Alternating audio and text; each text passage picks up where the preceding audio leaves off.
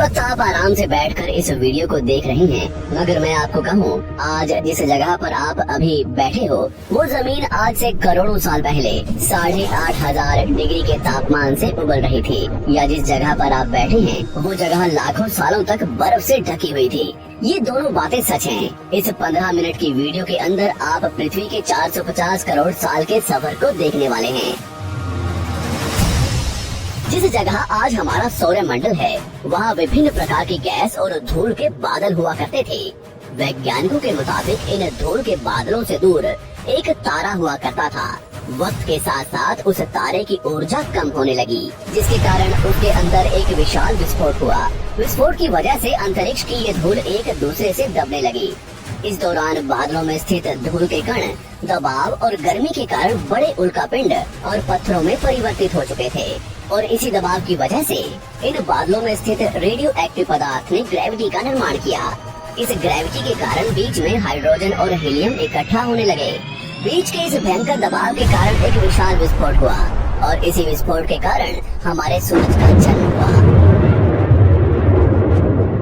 अंतरिक्ष में फैले एस्ट्रॉयड यानी क्षुद्र ग्रहों में भारी वजन की वजह से सूरज के करीब आकर सूरज की परिक्रमा करने लगे।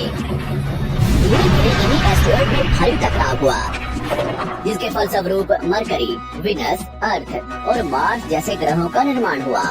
वैज्ञानिकों के मुताबिक उस वक्त पृथ्वी और मार्स यानी मंगल ग्रह के बीच थिया नामक ग्रह सूरज की परिक्रमा किया करता था। पृथ्वी पर ग्रेविटी होने की वजह से सूरज की परिक्रमा करने वाले एस्ट्रॉयड अब पृथ्वी की परिक्रमा करने लगे, और धीरे धीरे करोड़ों सालों तक ये पृथ्वी पर गिरते रहे। और ऐसी घटना हमारे पड़ोसी ग्रह थिया पर भी हो रही थी, जिसके कारण थिया पृथ्वी के और करीब आने लगा और आकर पृथ्वी से टकराया। इस भयंकर टकराव की वजह से पृथ्वी के हिस्से कणों के रूप में अंतरिक्ष में फैल गए और एक रिंग्स की तरह पृथ्वी की परिक्रमा करने लगे। इन्हीं परिक्रमा करते हुए कणों में टकराव होने लगा, जिसके कारण हमारे चांद का निर्माण हुआ।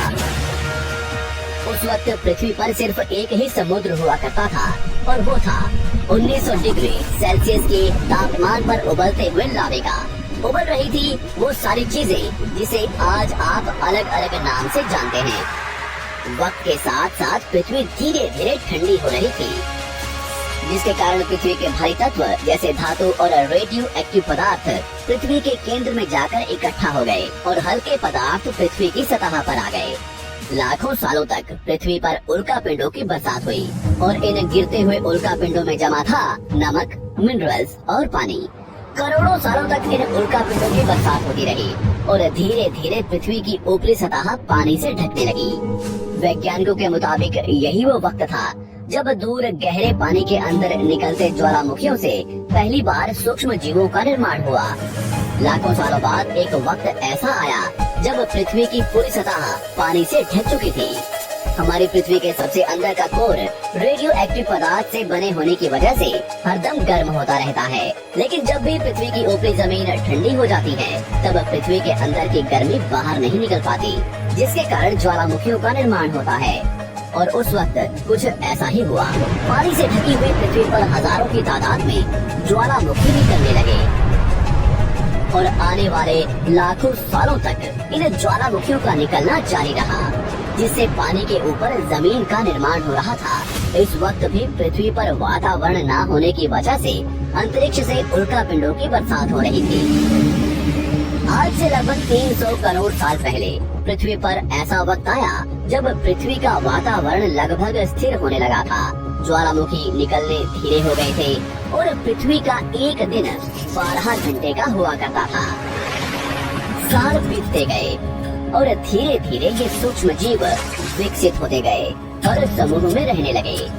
आज से लगभग 250 करोड़ साल पहले पहली बार पृथ्वी पर ऐसे जीवों का निर्माण हुआ जो जीने के लिए ये पानी के अंदर के मिनरल्स यानी खनिज पदार्थ और धूप का इस्तेमाल करते थे, और मल त्याग के रूप में ऑक्सीजन बाहर निकालते थे।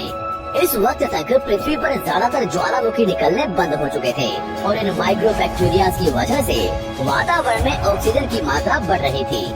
वातावरण में ऑक्सीजन बढ़ने की वजह से पृथ्वी का वायुमंडल बनना शुरू हुआ, और आने वाले हजारों सालों तक वातावरण में ऑक्सीजन की मात्रा बढ़ती रही, जिसकी वजह से पृथ्वी के ज्यादातर हिस्सों में ये सूक्ष्म जीव फैल गए। हजारों सालों बाद एक वक्त ऐसा आया जब पृथ्वी में ज्यादा ऑक्सीजन बढ़ने के कारण ये सूक्ष्म जीव मरने शुरू हो गए। उस वक्त तक पृथ्वी का वातावरण ठंडा होने के साथ साथ ऑक्सीजन से भी भर चुका था, जिसके कारण जमीन और वातावरण में स्थित आयरन यानी लोहे के मिनरल्स पानी में स्थित ऑक्सीजन से रिएक्ट होने लगे। और एक वक्त ऐसा आया जब पृथ्वी की जमीन आज के मार्स के जैसे लाल हो चुकी थी। वक्त बीतने के साथ साथ धरती की टेक्टोनिक प्लेट्स में दरार होने लगी, जिसके कारण पृथ्वी के अंदर का लावा जमीन की तरह कई लाखों सालों तक खुला उबलता रहा। और यही वो कारण था जिसके कारण पृथ्वी के वातावरण में कार्बन डाइऑक्साइड की मात्रा बहुत बढ़ गई और पृथ्वी पर एसिड की वर्षा शुरू हो गई। एसिड रेन की वजह से पृथ्वी का तापमान घटने लगा और तापमान इतना घटा कि पृथ्वी के ऊपर स्थित पानी बर्फ में परिवर्तित होने लगा। पृथ्वी पर पहली बार भयंकर आइस एज आया। इस वक्त पूरी पृथ्वी सफेद बर्फ से ढक चुकी थी। आमतौर पर जब धरती पर सूरज की किरणें गिरती हैं, तब जमीन उन किरणों को सोख लेती है, मगर क्योंकि पूरी पृथ्वी बर्फ से ढक चुकी थी और क्योंकि बर्फ सफेद और चमकीली होती है, जिसके कारण सूरज की किरणें धरती पर गिरने के बाद वापस चली जाती थी। इसी कारण से पृथ्वी कई लाखों सालों तक बर्फ से ढकी रही, मगर फिर से पृथ्वी के अंदर स्थित गर्मी ज्वालामुखी के रूप में निकलना शुरू हो गई और इन ज्वालामुखियों से निकलने वाली गर्मी ने बर्फ को पिघलाना शुरू कर दिया। इसी बीच पृथ्वी की गहराई में बचे कुछ सूक्ष्म जीव धीरे धीरे बदल रहे थे और अब वो ऑक्सीजन को अपने शरीर को बड़ा और जटिल बनाने के लिए इस्तेमाल करने लगे थे। इस बीच पानी में अलग से भी छोटे समुद्री पौधे निकलने शुरू हो चुके थे। वहाँ जैसे जैसे ज्वालामुखी निकल रहे थे, वैसे वैसे वातावरण कार्बन डाइऑक्साइड की वजह से गर्म हो रहा था। वक्त के साथ साथ बर्फ तो पिघलने लगी, मगर धरती पर फिर से एसिड की वर्षा शुरू हो गई, जिसके कारण फिर पृथ्वी ठंडी होने लगी और फिर पृथ्वी की ज्यादातर सतह बर्फ से ढक गई।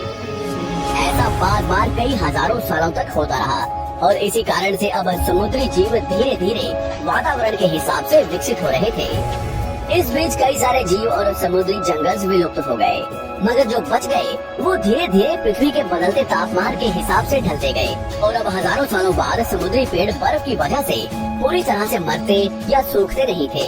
अब सूक्ष्म जीव समुद्री जीव बन चुके थे। जब फिर से ज्वालामुखियों ने पृथ्वी की बर्फ को पिघलाना शुरू किया, तब ये समुद्री पेड़ जल्दी विकसित होकर फैल गए।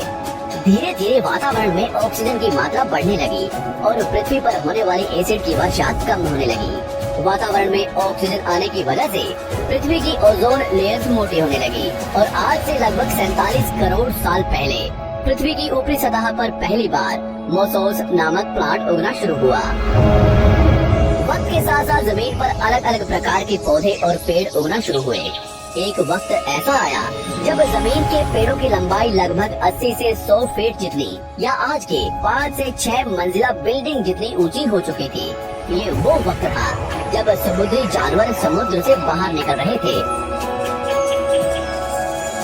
और जमीनी जानवरों में परिवर्तित हो रहे थे।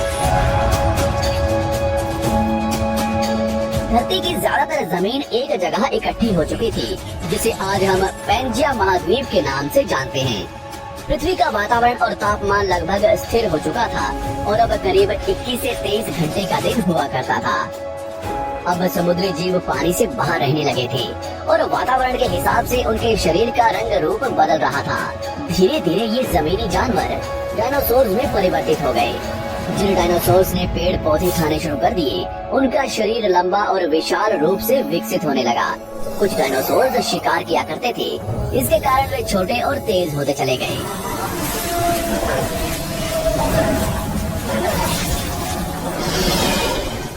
पृथ्वी की ऊपरी जमीन एक जगह इकट्ठी होने के कारण ज्यादातर जमीन रेगिस्तान और बंजर हो चुकी थी। ज्यादातर जंगल समुद्र के करीब हुआ करते थे, जिसमें डायनासोर्स रहा करते थे। आज से लगभग 20 करोड़ साल पहले पैंजिया महाद्वीप टूटना शुरू हो गया। पैंजिया के विभाजित होने की वजह से पृथ्वी की ज्यादातर ऊपरी जमीन पानी के संपर्क में आने लगी, जिसके फलस्वरूप पृथ्वी पर हरियाली बढ़ती गई, जिस वजह से डायनासोर्स और ज्यादा विभिन्न और विशाल होते चले गए। डायनासोर्स ने आने वाले लगभग 20 से 30 करोड़ सालों तक पृथ्वी पर राज किया। उस वक्त डायनासोर्स समुद्र से लेकर जमीन और आसमान तक पूरी पृथ्वी पर राज किया करते थे। इस दौरान अफ्रीका से टूटा भारत सीधे आकर आज के तिब्बत से टकराया और इस टकराव की वजह से हिमालय का निर्माण हुआ। आज से लगभग 6.5 करोड़ साल पहले पृथ्वी की तरफ आज के माउंट एवरेस्ट से भी बड़ा लगभग 4.5 लाख करोड़ किलो जितना वजनीय उल्का पिंड लगभग 80,000 किलोमीटर प्रति घंटे की स्पीड से पृथ्वी की तरफ आ रहा था। पृथ्वी की सतह को छूते ही उसमें भयंकर आग लगी और वो जलते हुए सीधा पृथ्वी से टकराया। इस टकराव से निकलने वाली ऊर्जा आज के 10 करोड़ परमाणु बम एक साथ फटने के बराबर थी। जहाँ ये उल्का पिंड गिरा वहाँ के जानवर और पेड़ तुरंत भाप बनकर जल गए। गिरते ही पृथ्वी पर पूरी तरह धूल फैलने लगी। समुद्र में भयंकर बाढ़ आने लगी। भूकंप और आग ने पृथ्वी को जलाना शुरू कर दिया। कुछ ही घंटों में पूरे पृथ्वी के वातावरण में हानिकारक गैस और धूल की वजह से पृथ्वी नर्क हो चुकी थी। डायनासोर्स, घुटन, आग और भूखमरी से पूरी तरह विलुप्त हो गए। इस वक्त हमारे पूर्वज जमीन के अंदर रहा करते थे, जिसके कारण वो इस विशाल प्रलय से बच गए। पृथ्वी का वातावरण पूरी तरह से काला और अंधेरा हो चुका था, जिससे धूप भी जमीन तक नहीं पहुंच पा रही थी। पृथ्वी के पेड़ और ज्यादातर जानवर विलुप्त हो गए। वातावरण में धूल और हानिकारक गैस के कारण पृथ्वी पर फिर से एसिड की वर्षा शुरू हो गई और फिर पृथ्वी ठंडी होकर बर्फ से ढक गई। लेकिन इस बार पृथ्वी की बर्फ लाखों सालों तक नहीं जमी रही और 80 से 90 हजार साल बाद ये बर्फ पिघलनी शुरू हो गई। जैसे ही धरती पर वातावरण फिर से पहले जैसा होने लगा, वैसे ही ये छोटे जीव जमीन से बाहर आना शुरू हो गए। उस वक्त पृथ्वी की बर्फ पिघलनी शुरू ही हुई थी, जिसके कारण अफ्रीका में घने ठंडे जंगल हुआ करते थे और इसी बीच ये जमीनी जीव बंदरों में परिवर्तित हुए। मगर जैसे जैसे पृथ्वी गर्म होने लगी, वैसे वैसे अफ्रीका के ये जंगल सूखने लगे। जंगल की चीजें खाने वाले बंदरों को खाने की कमी होने लगी। खाने की तलाश में इन बंदरों ने अपने पैरों पर चलना शुरू कर दिया, जिससे उन्हें दूसरे जानवरों के शिकार करने में मदद मिलती थी। धीरे धीरे बंदर एप्स यानी वानर में परिवर्तित हुए। खाने की तलाश में ये एप्स पृथ्वी के दूसरे हिस्सों में फैलने लगे और धीरे धीरे उनके शरीर का रंग रूप वहाँ के मौसम के हिसाब से बदलता गया। वक्त के साथ साथ हम आदिवासी बने। हमने हथियारों से लेकर आग का आविष्कार किया। हम धीरे धीरे इंसान के रूप में विकसित हुए। हमने धर्म से लेकर परिवार, भाषा और संस्कृति का निर्माण किया और वक्त के साथ साथ हम विकसित होते चले गए और आज हम इस पृथ्वी की सबसे विकसित प्रजाति बन चुके हैं। पृथ्वी को आज के जैसे बनने में लगभग 450 करोड़ साल का वक्त लगा है और हमें एक छोटे जमीन में रहने वाले जानवर से इंसान बनने में कई लाखों सालों का। मगर हमने इन 100 सालों में जितना पृथ्वी को गंदा और तबाह किया है, उतना आज तक किसी भी प्रजाति ने नहीं किया होगा। हम फिर से धरती को गर्म कर रहे हैं और कार्बन डाइऑक्साइड की मात्रा बढ़ा रहे हैं। वैज्ञानिकों का मानना है कि पृथ्वी पर फिर से विशाल परिवर्तन होने वाला है। भविष्य में पृथ्वी कैसी होगी, जानेंगे हमारी अगली वीडियो में।